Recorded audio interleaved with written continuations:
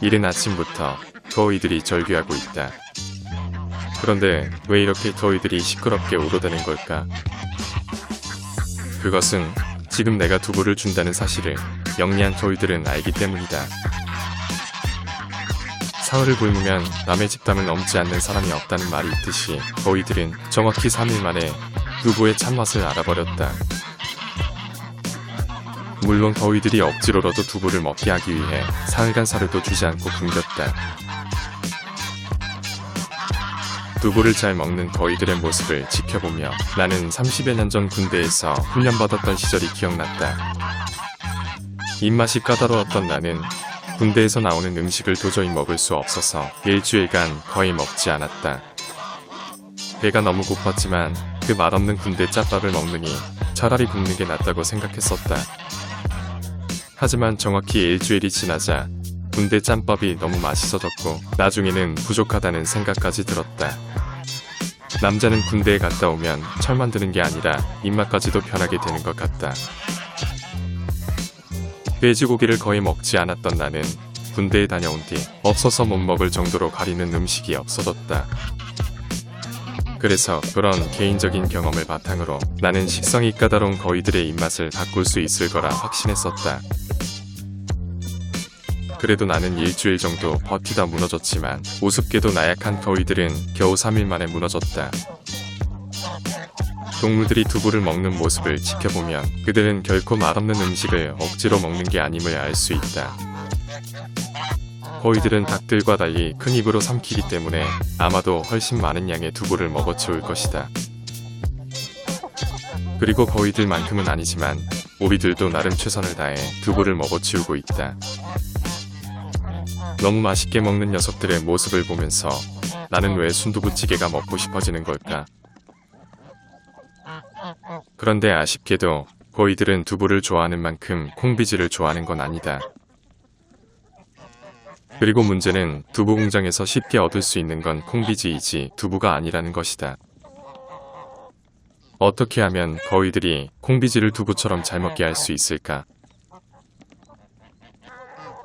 모든 동물들이 맛있게 두부를 먹고 있는데 이쁜이 혼자 먹지 못하고 주변을 맴돌고 있다. 화가 난 이쁜이는 괜시리 다른 동물들을 공격하기도 한다. 나의 아픈 손가락 중 하나인 이쁜이를 볼 때마다 참으로 안타깝다.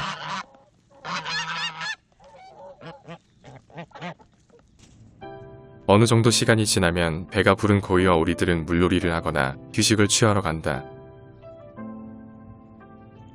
마치 썰물이 빠져나가는 바닷물처럼 굉장히 조용해진다. 캔디의 보디가드를 너무 열심히 하고 있는 크리미의 모습을 지켜보고 있자니 이제는 안타깝다는 생각마저 든다. 자기 생활은 하나도 없이 매일 엄마만 쫓아다니면 언제 독립해서 무리를 만들고 짝짓기를 할 수 있을까?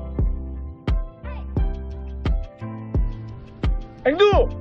직선거리도 100m 이상 떨어진 곳에 있는 앵두를 불러본다. 앵두!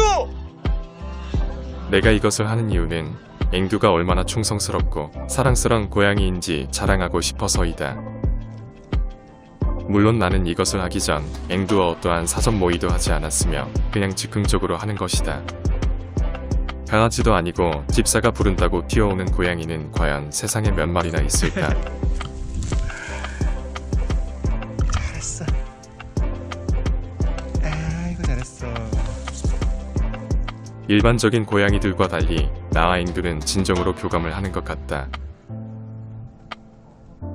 고양이를 봤으니 이번에는 닭들을 볼 차례다. 닭들 또한 나에게 아주 충성스러운 특별한 녀석들이다. 대추나무에는 아직 따지 않아 매달려 있는 대추들이 꽤 많이 남아있다. 이 대추들은 겨울 내내 닭들의 훌륭한 간식이 되어줄 것이다. 오후 4시쯤이 되면 나는 어김없이 고양이들에게 간식을 준다. 이런 반복적인 행동들은 자연스럽게 고양이들의 반복적인 습관이 되게 했고 포도가 멀리 떠나지 못하도록 만들었다. 일주일 중 6번은 닭가슴살을 주고 나머지 한 번은 전어를 구워준다. 시중에 파는 수많은 고양이 간식들이 있겠지만 포도와 앵두는 내가 직접 삶아주는 닭가슴살을 가장 좋아한다. 내가 이렇게 한 점씩 따로 주는 이유는 식탐도 많고 서열도 높은 앵두가 포도의 것을 뺏어먹는 걸 막기 위해서다.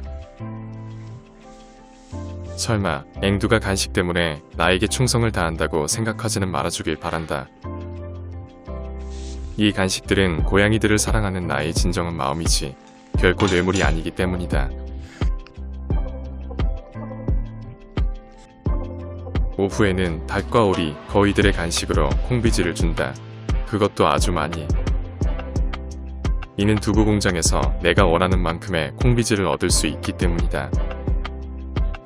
공장 사장은 콩비지를 그냥 가져가라고 하지만 나는 고마운 마음의 대가로 매주 계란 10개를 준다. 그런데 닭과 오리들은 그런대로 잘 먹는데 반해 거위들은 그다지 잘 먹지 않는다. 두부를 좋아하는 사람이라도 콩비지를 좋아하지 않는 경우가 있는 것처럼 거위들도 먹기에 부드러운 두부를 선호하는 걸까? 사실 영양학적으로 보면 양질의 단백질과 식이섬유까지 있는 콩비지가 오히려 더 건강한 식재료임에는 틀림없다.